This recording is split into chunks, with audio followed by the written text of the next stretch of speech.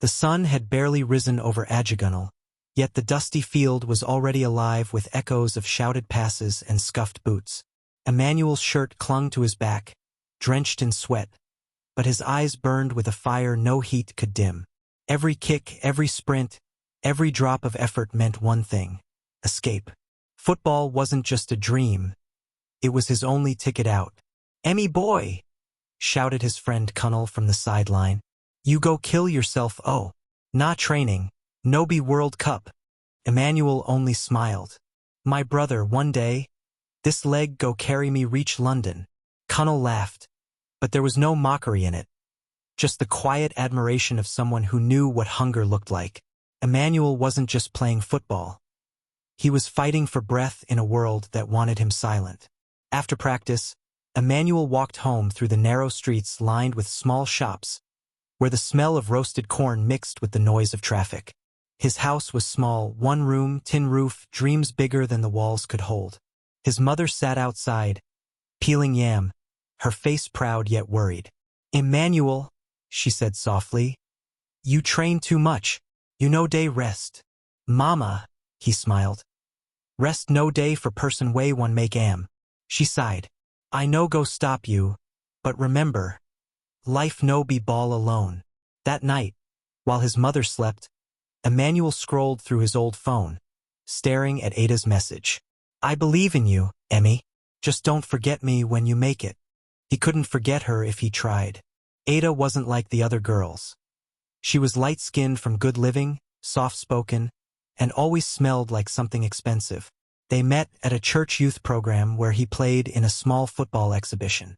She had been the only one who clapped the loudest, cheering for the boy everyone thought wouldn't amount to much. But her parents didn't approve. "A footballer?" her mother had scoffed. "He's chasing a ball, not a future." Still, Ada kept sneaking calls and small texts, her love quiet but steady. Emmanuel would sometimes pause mid-training just to replay her voice notes. It was the sound that reminded him why he couldn't give up. As he lay on his small mattress, he whispered into the dark, "One day, I'll prove them wrong." Outside, thunder rumbled, announcing the coming rain. Inside, a boy held tight to a dream, not knowing that love and ambition were about to test him in ways he could never imagine. For Emmanuel, the journey had just begun. The rain came heavy that Sunday afternoon, drumming on the zinc roofs of Lagos like the sound of destiny calling. Emmanuel sat inside a small shop with Cunnel, both dripping wet after another failed trial. The coach had taken one look at their worn-out boots and waved them off without a word. "Nah, who we offend?" Cunnel muttered, wringing out his soaked jersey.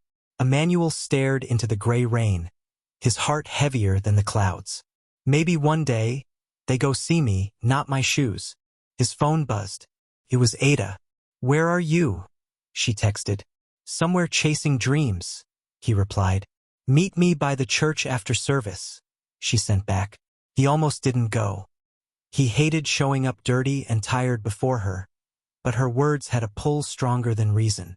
When he arrived, she was waiting under the mango tree beside the church, an umbrella shielding her from the drizzle. She smiled when she saw him. "You're drenched again." He laughed softly. "Rain no day fear who dawn already wet." Ada reached into her bag and pulled out a small food flask. "You barely eat these days," she said, handing it to him. "Mama made jollof. I told her it was for a friend." He took it gently, his eyes glistening. "One day, I'll make you proud, Ada." "You already do," she whispered. But behind her smile was fear. Fear of her parents finding out. Fear of what the future might hold. They lived in different worlds, and every meeting felt borrowed, like stealing light before night returned. That night, Ada's father found a message Emmanuel had sent. The next day, she didn't reply. Not a text, not a call. Emmanuel's heart raced with worry. He walked to her school gate, hoping to see her, but the security man chased him away. For 3 days, silence. Then, finally, a message came. "Emmy, I'm sorry. My dad took my phone. He says you're a distraction. I don't know what to do." He typed and deleted his reply a dozen times before sending. "Don't cry. I'll make it. For you, for us." Ada's tears stained her pillow that night. She knew love was never meant to be easy, but she hadn't imagined it would hurt this much. And for Emmanuel, every match, every kick now carried her name. He played with more hunger, trained harder, prayed louder. Her silence became his motivation. Weeks passed, and life moved, but love stayed. Quietly, painfully, faithfully. In a world that doubted them, they held onto what they could not show. The letter came wrapped in hope and dust. Emmanuel tore it open with trembling hands, his heart pounding. You have been accepted into Lagos Rising Stars Football Academy. The words danced before his eyes. For a moment the world stopped. He ran to the small compound where his mother sold Gary. "Mama! Mama! I make am!" he shouted, waving the letter. She dropped her bowl, her eyes filling with tears. Emmanuel! You go finally play real football." Neighbors gathered, clapping and cheering. Emmanuel hugged her tightly. "I told you, Mama. I told you one day this leg go speak." But in his chest, joy tangled with worry. "Ada," he called that night, his voice shaking. "Ada, I got in." The line went quiet for a few seconds before she whispered, "I'm proud of you, Emmy." He smiled softly. "It's just for a year's training. After that, maybe Europe, who knows?" Her silence spoke louder than her words. "A year is a long time," she finally said. He sighed. "I know, but I'll write. I'll call. I'll never forget you." They met one last time before he left, under the same mango tree where their story began. The evening air smelled of rain and memory. Ada's eyes were red, her fingers trembling as she held his jersey. "I don't want to lose you," she whispered. "You won't," Emmanuel said. "You're the reason I keep fighting." When the bus left the next morning, she stood by the road, waving until the dust swallowed him whole. The academy was tougher than anything Emmanuel had ever faced. Early morning drills, strict coaches, no sleep. But the real battle wasn't on the pitch, it was the silence from home. Ada's messages came slower now, sometimes days, sometimes weeks apart. He would stare at his phone after every match, waiting for her. "I'm proud of you." It rarely came. One night, Connell, who joined the same academy, said quietly, "Women no fit wait forever, my guy. Distance day kill love." Emmanuel forced a laugh. "Ada no be that kind girl." But deep down, fear crawled in. By December, she stopped replying entirely. He sent voice notes, texts, prayers, all unanswered. Every time his phone vibrated, his heart jumped, only to crash again. The distance wasn't just miles now, it was silence. And still he played. For her. For the boy who once promised under a mango tree. Late one night, after training, he sat outside the dorm, staring at the stars. "Ada," he whispered, "if you can't hear me now, I'll make sure the world does." Somewhere far away, Ada looked at her phone, tears streaming down her cheeks, afraid to reply. Because sometimes, love doesn't die. It just gets quieter. 2 years later, the boy from Ajegunle was no longer a whisper. He was a name on people's lips. Emmanuel Okoro, the wonder kid, the boy whose left foot spoke poetry on the field. Sports blogs wrote about him. Local TV stations replayed his goals. Children wore knockoff jerseys with his name scribbled behind. But with every cheer came a silence he couldn't shake. Ada's silence. He tried everything. New number, social media, even reaching out through her old friends. Nothing. She'd vanished like morning dew. So he buried himself in football, chasing glory to quiet the ache in his chest. One night, after a big match at the Teslim Balogun Stadium, reporters crowded around him. Flashlights, microphones, praise. "Emmanuel, how does it feel to be Nigeria's next big star?" He smiled for the cameras, but inside, the applause felt hollow. Later, as he sat alone in the locker room, Connell walked in, grinning. "My guy, you day trend.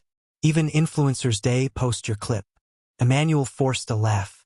If only trending could fix a broken heart. Connell threw him a towel. "Forget that girl. You be star now. But how do you forget the person who believed in you first?" That night, Emmanuel scrolled through old chats again. Messages from years ago. Her jokes, her voice notes, her "I believe in you." He pressed play on one, and her voice filled the empty room. Tears burned his eyes. "You see, Ada?" he whispered. "I made it, just like I promised." A week later, at a charity event in Victoria Island, he walked into the hotel ballroom. Cameras flashing, people calling his name. Then he froze. "Ada." She stood across the room in a navy blue gown, her smile polite but distant. Her hand rested gently on the arm of another man.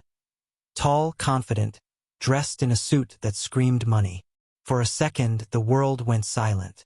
Their eyes met. Memories hit like lightning, the mango tree, the rain, the promises. "Emmy?"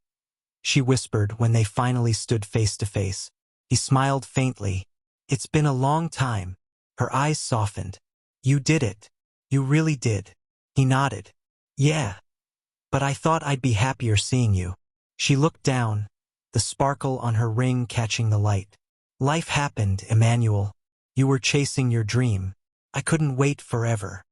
He swallowed hard, forcing a smile that didn't reach his eyes. "I guess dreams come with sacrifices." As she walked away, his chest tightened. Not in anger, but in acceptance.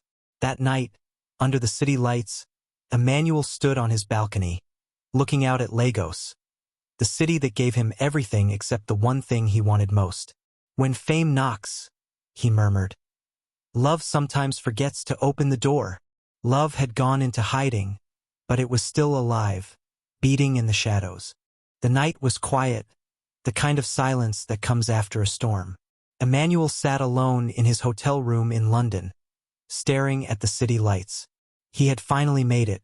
A contract with a Premier League club, a mansion for his mother, fame beyond imagination. But none of it filled the emptiness in his chest. Success had given him everything except peace. He picked up his phone and scrolled aimlessly until a familiar name appeared on his feed. Ada Okafor. She was now a journalist, working with an NGO that covered stories on African athletes abroad. For the first time in years, he hesitated. Then he typed, "Proud of the woman you've become." Minutes later, a reply came. "I've been following your games, Emmy. You did it. I always knew you would." His heart tightened. The years melted away like ice in the sun. "I miss how you used to believe in me," he wrote. There was a long pause before she answered. "I never stopped."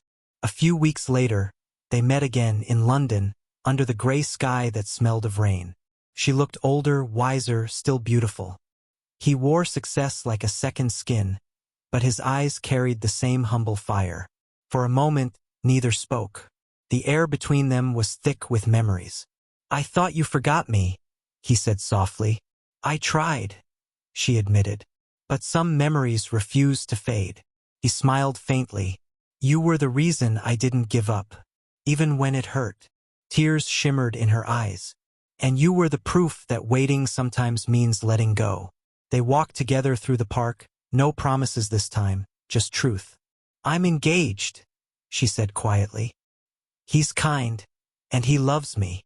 Emmanuel nodded. "Then hold on to him tight. He deserves the version of you I prayed to see." She looked at him one last time. "And you, Emmanuel, keep shining. You've become everything you said you'd be." He smiled, the kind that hides pain behind peace. Maybe love isn't about ending up together. Maybe it's about growing because of someone, even if you lose them. She touched his arm gently, then walked away, her figure fading into the London fog. Emmanuel stood there for a long time, watching her go, no anger, no regret, just gratitude. When he returned to his flat that night, he opened his old box. Inside lay Ada's first note from years ago. "I believe in you." He framed it on his wall. Because sometimes love doesn't have to last forever to mean forever. Like and subscribe.